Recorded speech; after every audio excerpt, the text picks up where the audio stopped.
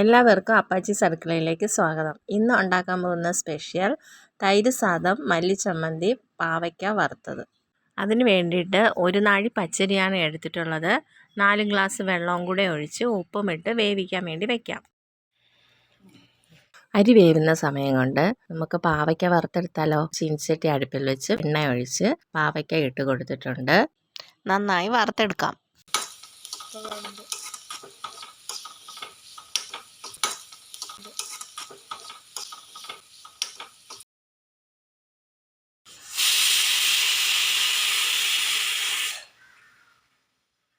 മൂന്ന് വിസിൽ കേൾക്കണം.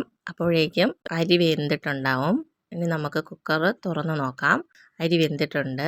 തൈര് ചോറിന് ആവശ്യമായിട്ടുള്ള മല്ലിയില ചമ്മന്തിയാണ് ഇനി അരയ്ക്കാൻ പോകുന്നത്. അതിനാവശ്യമായ സാധനം 4 വറ്റൽമുളക്, 4 വെളുത്തുള്ളി, കുറച്ച് തേങ്ങ, കുറച്ച് പുളി, 1 സ്പൂൺ ഉഴുന്നുപരിപ്പും കൂടെ വേണം. ഇനി ഒരു ചീനിച്ചട്ടി അടുപ്പിൽ വെച്ച് നല്ലെണ്ണ ഒഴിച്ച് വറ്റൽമുളക്, വെളുത്തുള്ളി, ഉഴുന്നുപരിപ്പ്, പുളിയും ഇട്ട് തേങ്ങയും കൂടെ ഇട്ട് നന്നായിട്ട് മൂപ്പിച്ച് എടുക്കാം. നന്നായിട്ട് മൂത്തതിന് ശേഷം കുറച്ച് ഉപ്പും കൂടെ ഇട്ട് കൊടുക്കാം. മല്ലിയില നന്നായിട്ട് കഴുകി വൃത്തിയാക്കി ചെറുതായിട്ട് അരിഞ്ഞ് കറിവേപ്പിലയും കൂടെ വെച്ച് നമുക്കിതിലോട്ട് ഇട്ട് കൊടുക്കാം. മല്ലിയില നന്നായിട്ട് മൂത്തതിന് ശേഷം ചൂടാറാൻ വേണ്ടി വയ്ക്കാം. ഇനി മിക്സിയിലെ ജാറിൽ നന്നായിട്ട് അരച്ച് മല്ലിയില ചമ്മന്തി റെഡിയാക്കാം. ചോറ് വയ്ക്കാൻ വേണ്ടിയിട്ട് ഉരുളിയാണ് എടുത്തിട്ടുള്ളത്.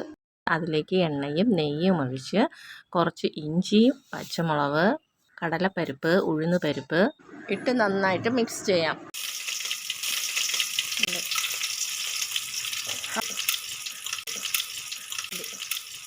മിക്സ് ചെയ്തതിന് ശേഷം കായപ്പൊടിയും കറിവേപ്പിലയും കൂടെ ഇട്ട് കൊടുക്കണം. അതിനുശേഷം വെന്തിരിക്കുന്ന ചോറ് ഇതിലേക്ക് ഇട്ട് കൊടുക്കാം. ഗ്യാസ് ഓഫ് ചെയ്യണം. ശേഷം ഒരു ഗ്ലാസ് നിറച്ചും തൈരും കൂടി ഒഴിച്ച് മല്ലിയിലയും ഇട്ട് ആവശ്യത്തിന് ഉപ്പും കൂടെ ഇട്ട് മിക്സ് ചെയ്ത് എടുക്കാം.